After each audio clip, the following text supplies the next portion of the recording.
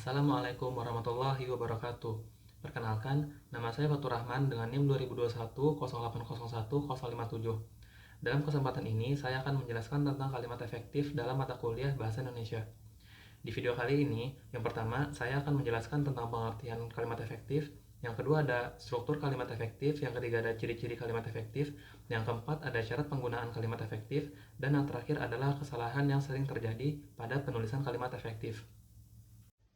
Untuk pembahasan yang pertama, di sini saya akan menjelaskan tentang pengertian kalimat efektif. Untuk pembahasan yang pertama, kita akan mengenal tentang kalimat efektif. Apa itu kalimat efektif? Kalimat efektif adalah kalimat yang secara tepat dapat mewakili gagasan atau perasaan pembicara atau penulis, yaitu sanggup menimbulkan gagasan yang sama tepatnya dalam pikiran pendengar atau pembaca seperti yang dipikirkan oleh pembicara atau penulis. Dalam sumber lain dikatakan, kalimat efektif adalah kalimat yang disusun berdasarkan kaidah-kaidah yang berlaku, seperti unsur-unsur yang penting yang harus dimiliki setiap kalimat, yaitu subjek dan predikat dengan memperhatikan ejaan yang disempurnakan, serta cara memilih kata atau diksi yang tepat dalam sebuah kalimat. Jadi, kalimat efektif itu adalah kalimat yang disampaikan oleh pembicara atau penulis yang disampaikan secara tepat agar pendengar atau si pembaca itu dapat mengambil informasi dengan jelas dari apa yang telah dibawakan oleh pembicara atau penulis tersebut. Yang kedua, saya akan menjelaskan tentang struktur kalimat efektif. Yang pertama, kita memiliki subjek yang biasa dilambangkan dengan huruf S. Pengertian dari subjek ini adalah bagian dari kalimat yang menunjukkan pelaku, tokoh, sosok atau benda, sesuatu hal, suatu masalah yang dapat menjadi pangkal atau pokok pembicaraan yang dapat berupa orang, tempat, ataupun benda.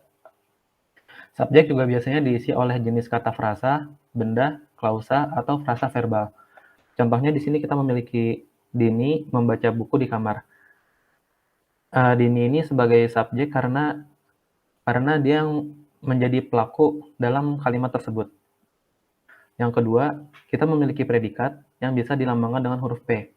Pengertian dari predikat ini adalah bagian kalimat yang memberitahu untuk melakukan atau tindakan apa atau dalam keadaan bagaimana subjek atau pelaku, tokoh, atau benda di dalam suatu kalimat. Predikat ini dapat pula menyatakan sifat, situasi, atau jati diri subjek. Termasuk juga sebagai predikat dalam kalimat adalah pernyataan tentang jumlah sesuatu yang dimiliki oleh subjek yang biasanya berupa kata atau frasa. Contohnya di sini kita memiliki Dini membaca buku di kamar. Membaca menjadi predikat karena membaca ini termasuk dalam sebuah tindakan yang dilakukan oleh Dini. Jadi di sini kita lambangkan membaca dengan P.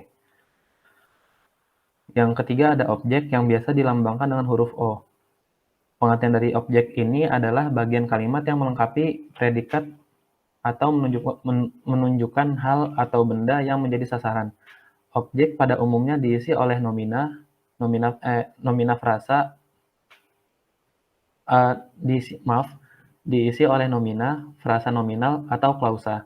Contohnya di sini ada Dini membaca buku di kamar. Buku adalah sebagai objek karena buku adalah sebuah benda yang dikenai pekerjaan oleh si subjek tersebut.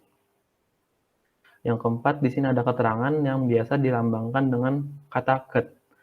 Pengertian dari keterangan ini adalah bagian kalimat yang menerangkan berbagai hal mengenai bagian kalimat yang lainnya seperti menunjukkan tujuan cara, waktu, tempat, atau sebab akibat. Keterangan ini biasanya ditandai dengan penggunaan konjungsi atau kata hubung. Keterangan ini juga umumnya diisi oleh frasa nominal, frasa preposisional, adverbia, atau klausa. Contohnya, Dini membaca buku di kamar. Di kamar merupakan keterangan yang dapat kita lambangkan dengan kata ket, yang di kamar ini dia adalah menunjukkan sebuah tempat yang dimana subjek tersebut melakukan perbuatannya. Yang ketiga, saya akan menjelaskan tentang ciri-ciri kalimat efektif. Yang pertama, di sini kita ada ketatabahasaan. Ketatabahasaan adalah kalimat yang sesuai dengan aturan tata bahasa yang berlaku. Salah satu contoh ketidakefektifan kalimat karena tidak sesuai dengan aturan tata bahasa adalah pemakaian akhiran kan dan i yang salah. Contohnya seperti, ayah mewarisi sebidang tanah untuk saya.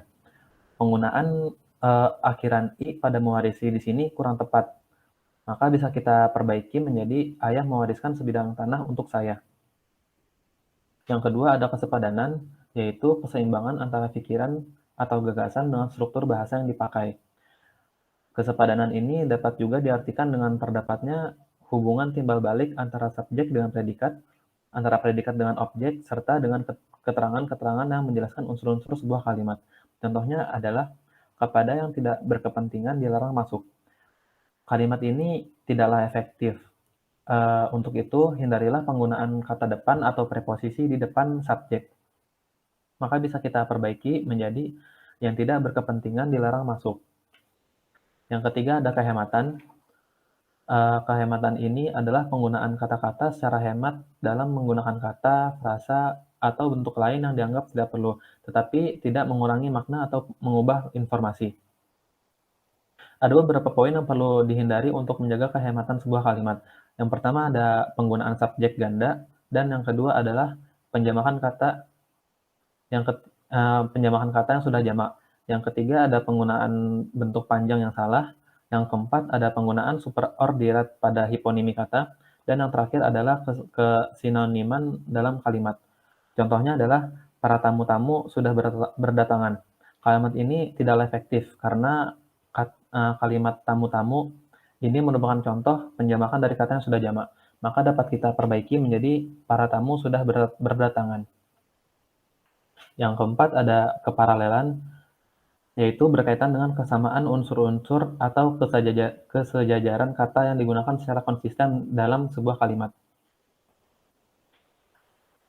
Baik dari bentuk kata seperti jenis-jenis kata dan imbuhan maupun makna. Apabila bentuk pertama menggunakan kata kerja, maka bentuk selanjutnya juga harus berbentuk kata kerja, dan begitu pula seterusnya untuk jenis kata lain. Di sini ada contohnya, mencegah lebih baik daripada pengobatan.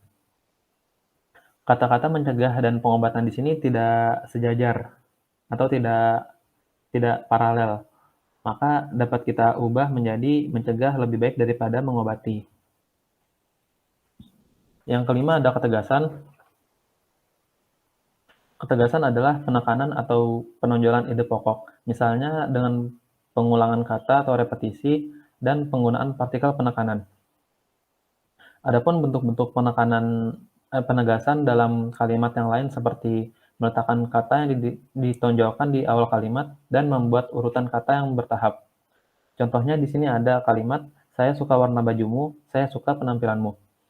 Ini merupakan kalimat efektif karena ini adalah contoh dari melakukan pengulangan kalimat atau repetisi. Dan pengulangan ini menunjukkan penegasan dalam sebuah kalimat. Yang keenam ada kecermatan atau ketepatan. Kecermatan atau ketepatan adalah kalimat yang dihasilkan tidak menimbulkan tafsir ganda dan harus tepat diksinya. Prinsip kecermatan berarti cermat dan tepat dalam menggunakan diksi atau sebuah kalimat. Contohnya, saya suka menonton pertunjukan wayang kulit. Ini merupakan kalimat efektif karena jelas maknanya dan tidak menimbulkan tafsir ganda. Yang ketujuh ada kepaduan, yaitu merupakan kepaduan dalam kalimat sehingga informasi yang disampaikan tidak terpecah-pecah. Dengan cara menyusun kalimat secara jelas, tidak bertele-tele, dan harus sistematis. Contohnya, surat itu saya sudah terima kemarin. Kalimat ini tidaklah efektif karena terjadi ketidakjelasan dalam penyusunan kalimatnya. Maka dapat kita perbaiki menjadi susunan itu sudah saya terima kemarin. Yang terakhir ada kelogisan. Kelogisan ini adalah ide yang ada dalam kalimat itu dapat diterima oleh akal dan sesuai dengan ejaan yang berlaku. Logis atau tidaknya sebuah kalimat dapat dilihat dari makna kalimat tersebut. Contohnya di sini ada, mereka mengantar iring-iringan jenazah ke kuburan. Pada contoh ini adalah kalimat yang tidak efektif karena tidak logis dan karena tidak terjadi kelogisan pada makna kalimatnya. Maka dapat kita ubah atau kita perbaiki menjadi mereka beriringan mengantar jenazah ke kuburan. Yang keempat, saya akan menjelaskan beberapa syarat penggunaan kalimat efektif. Yang pertama ada sesuai dengan EYD atau ejaan yang disempurnakan. Semua kata atau kalimat harus diatur sedemikian rupa dan sudah disempurnakan untuk membuat sebuah karya tulis menjadi sempurna. Mulai dari penggunaan huruf kapital, tanda baca, ejaan yang tepat, memperhatikan kata baku, dan unsur-unsur sesuai EYD. Yang kedua ada tidak boros kata. Usahakan hemat dalam menyusun sebuah kalimat. Tidak perlu menambahkan kata yang sebenarnya tidak dibutuhkan, karena hal ini dapat menimbulkan kalimat menjadi panjang dan kehilangan maknanya. Yang keempat ada sistematis. Sistematis ini, dalam sistematis, kalimat dikatakan efektif jika susunannya tepat atau sistematis, yang mengandung semua unsur kalimat yang baik dan benar. Suatu kalimat belum bisa disebut efektif meskipun sudah memakai kata-kata baku, jika susunannya tidak teratur. Dan yang terakhir adalah tidak ambigu. Sebuah kalimat tidak boleh bermakna ganda atau multitafsir. Penulisan yang ambigu dapat membuat pembaca kebingungan menemukan maksud kalimatnya. Supaya kalimat bebas dari resiko ambigu, susunannya perlu dibuat sesederhana dan seringkas mungkin.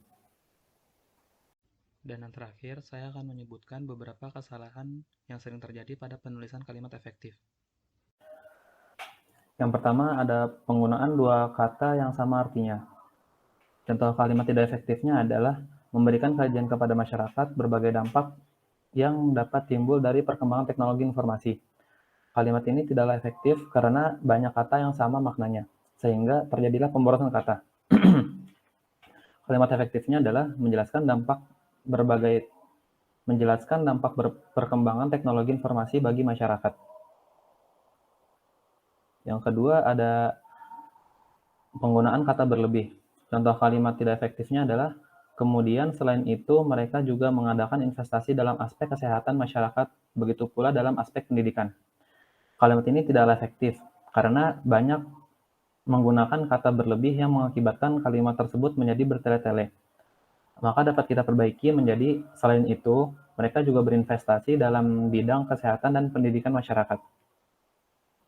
Yang ketiga, ada penggunaan imbuhan yang kacau. Contoh kalimat tidak efektifnya adalah dengan mudahnya informasi dapat dicetak ulang tanpa izin dari pemberi informasi atau tanpa menulis sumbernya.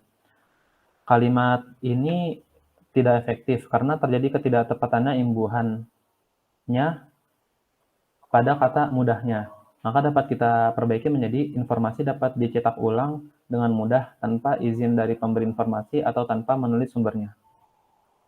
Yang keempat, ada kalimat yang tidak sesuai.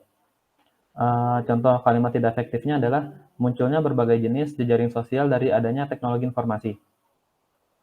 Kalimat ini tidak efektif karena kurangnya informasi yang kita dapat dari kalimat tersebut.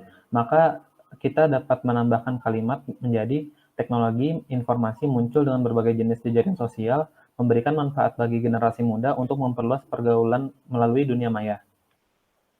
Yang kelima ada penggunaan struktur dan ejaan yang tidak baku.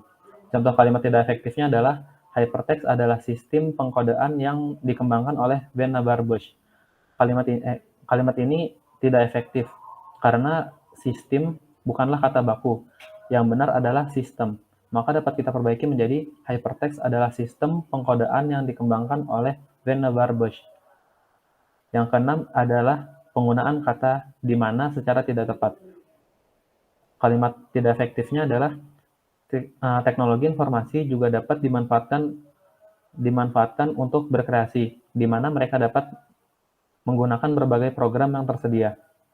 Kalimat ini tidaklah efektif karena penggunaan di mana yang menyebabkan ketidaktepatan makna dan pemborosan kalimat. Maka dapat kita ubah menjadi teknologi informasi juga dapat dimanfaatkan untuk berkreasi dengan menggunakan berbagai program yang tersedia.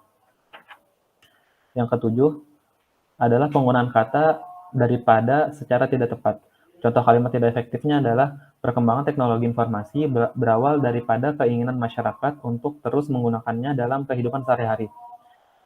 Kalimat ini tidaklah efektif karena ketidaktepatannya penggunaan kata daripada pada kalimat tersebut. Maka dapat kita perbaiki menjadi perkembangan teknologi informasi dimulai dari keinginan masyarakat untuk menggunakannya dalam kehidupan sehari-hari.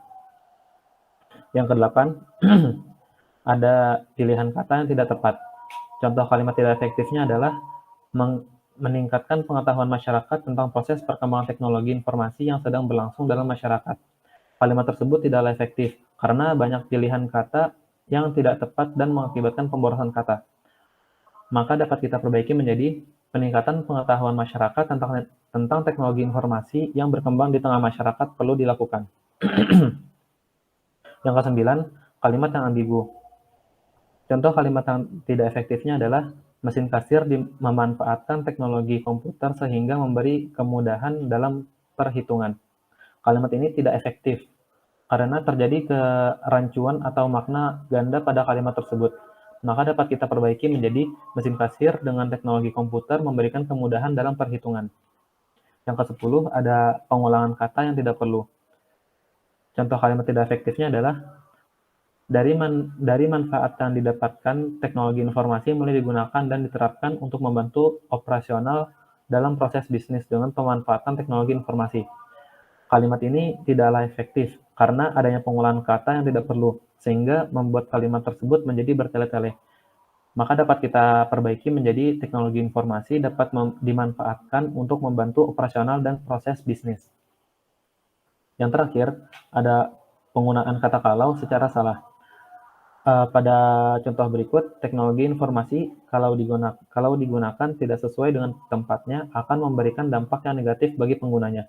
Kalimat tersebut tidaklah efektif karena penempatan kata "kalau" yang salah pada kalimat tersebut. Maka dapat kita perbaiki menjadi teknologi informasi apabila digunakan tidak pada tempatnya akan memberikan pengaruh yang negatif bagi penggunanya.